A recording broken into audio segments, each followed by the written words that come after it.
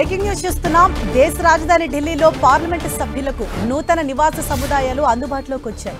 18వ లోక్సభ రాజ్యసభకు ఎంపికైన ఎంపీలకు ఢిల్లీలో నివాస గృహాల కేటాయింపు ఇంకా జరగలేదు. ఇప్పటికే ఉన్న గృహాలు పాతవి కావటం, సరిపడా గృహాలు లేకపోవడంతో ఎంపీలకు నూతన నివాస సముదాయాలను నిర్మించింది కేంద్ర ప్రభుత్వం. ఈ ఎంపీల నూతన నివాస సముదాయాల్ని ప్రధానమంత్రి నరేంద్ర మోదీ ప్రారంభించారు. బాబా ఖరక్ సింగ్ మార్గ్లో పార్లమెంటు సభ్యుల కోసం 680 కోట్లతో 27 అంతస్తుల అపార్ట్మెంట్స్ నిర్మాణం జరిగింది. 2 ఏళ్ల పాటు ఈ అపార్ట్మెంట్స్ నిర్మాణం జరిగింది. ఎంపీ కాంప్లెక్స్లో ఎంపీలు, వారి కుటుంబాలు, సిబ్బందితో సహా దాదాపు 2468 మంది నివాసం ఉంటారని అంచనా. ఇటీవల నూతనంగా ఎంపికైన ఎంపీలకు నూతన ఎంపీ ప్లాట్స్ కేటాయించనున్నారు. మొత్తం 5 టవర్ల నిర్మాణం జరగ్గా 4 నివాస టవర్లలో 184 ఫ్లాట్లున్నాయి. మరో టవర్ వసతి సౌకర్యాల కోసం కేటాయించారు.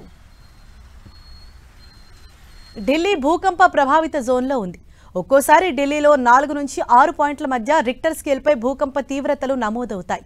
ఈ నేపథ్యంలోనూ వీటిని తట్టుకునేలా అత్యంత భద్రతా ప్రమాణాలతో 100 ఏళ్లకు పైగా నిలిచేలా ఎంపీల నివాస భవన సముదాయం నిర్మించారు.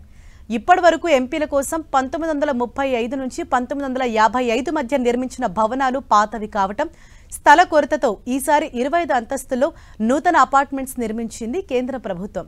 పార్లమెంట్, రాష్ట్రపతి భవన్, కీలకమైన ప్రభుత్వ కార్యాలయాలకు దగ్గరలో ఖరక్ సింగ్ మార్గ్లో ఎంపీల నూతన భవన సముదాయం నిర్మించారు.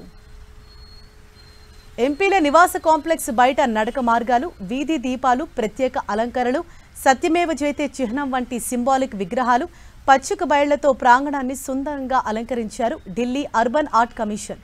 భారతదేశ వ్యవసాయ ప్రకృతి దృశ్యాలు, స్వాతంత్ర పోరాటం, సైనిక మూలాంశాలు, బిర్సా ముండా, సర్దార్ వల్లభాయ్ పటేల్ వంటి జాతీయ చిహ్నాలు ఏర్పాటు చేశారు.